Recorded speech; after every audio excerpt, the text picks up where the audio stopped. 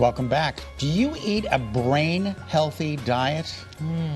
There's a big connection between how we feel and what we eat. So in Kara's Cures, we're talking about the link between what we're eating and how you're feeling. Absolutely. And with us now is board-certified psychiatrist and author, Dr. Georgia Ede, also a Harvard educator. Thank you for being with us. Thank you very much for having me. This is just fascinating, that the fact that what we're eating is going to change our brain function. That's right. So there's something very exciting happening in psychiatry right now. So for 75 years, we've thought of mental health problems as chemical imbalances to be treated with medication. But we now understand that the real root causes of mental health conditions are inflammation, oxidative stress, and insulin resistance. And these can be treated with diet. So if you know which dietary changes to make, and they're not the ones you're used to hearing about, you can actually have a profound impact on your mental health, your current mental health, if you have an existing mental health condition, or the prevention of a future mental health condition such as Alzheimer's disease. It's so fascinating, the things that are, and I notice sometimes how I feel, and when we came off the detox, that was one of it. Like, we were eating this whole food Mediterranean style diet. I noticed we were sleeping better. We had maybe I was less moody. But when you say it's not what we think, what do we eat? Say if so many people are struggling with stress and anxiety, what types of foods would make a difference? Yeah, so if you want real, noticeable, meaningful change in your mental health, you have to actually fundamentally restructure your diet from the ground up in ways that most people don't know about yet. So we're told to base our diet on starchy grains and legumes, and we're told to, be careful with red meat, be careful with saturated fat, that we should emphasize superfoods, lots of colorful plant superfoods. But unfortunately, those strategies don't help very much.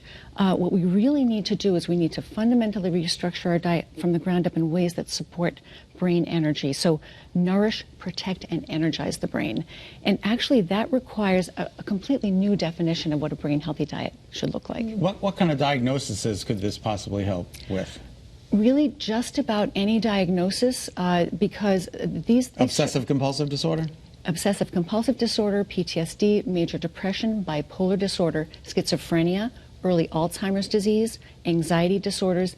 Because this diet feeds the brain properly, we've been given the wrong information about nutrition, unfortunately, for decades. So what kind of food, what would be the top 3 foods that our brain really loves that we could start adding in? So it's a lot more about subtracting than adding, but what people do need to include, ideally, optimally, if they're willing to, is at least some animal food in the diet. Okay. And you can supplement your way around that if you choose, but for optimal brain health, because that's where the nutrients are that the brain needs. So the chicken, even a little red meat, so long as it's quality, but that helps stabilize our blood sugar. It's a complete protein. We need that. Yeah, we do need some animal food in the diet, ideally, or else we need to take supplements.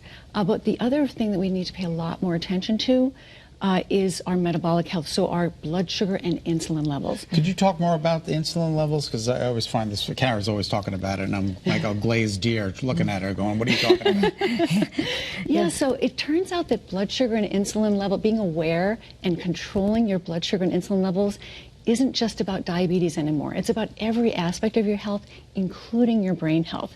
So if you have this condition, this very common condition called insulin resistance, then what happens is your brain has a harder and harder time turning glucose or blood sugar into energy. So over time, what you've got is a gradually mounting energy crisis in the brain that essentially paves the path to all kinds of mental health problems, including Alzheimer's disease.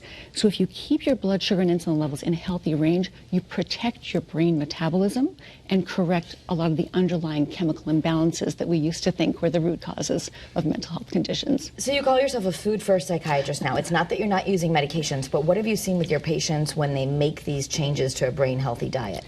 Yes, so in my own patients and in our research, we have seen in some cases remarkable, not just improvement in symptoms from a wide variety of conditions, but full recovery from even some very serious mental illnesses. So these are very powerful interventions. People with decades-long struggles with depression, anxiety, even people with early Alzheimer's disease have been able to reverse a lot of those symptoms with either less medication or in some cases, no medication at all. So these are very powerful interventions. Is food causing the mental illness? What a good question.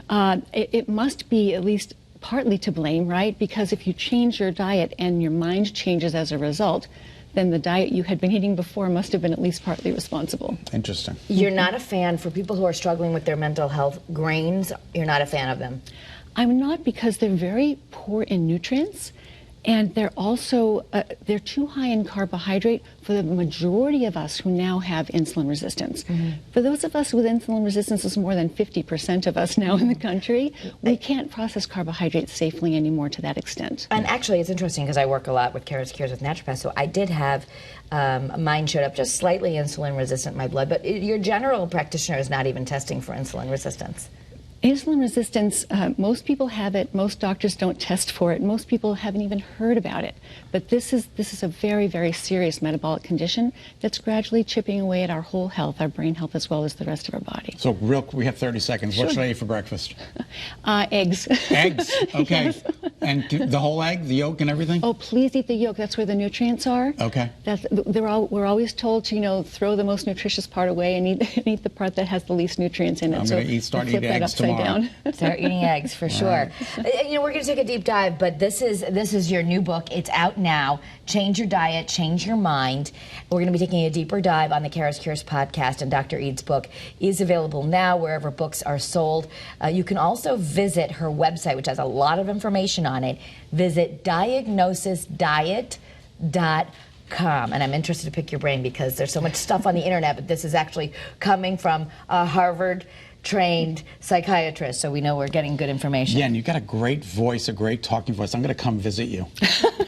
Come anytime. Maybe you We're can help me. going to get free therapy in between. Exactly. You're welcome anytime. Thank you, Doc.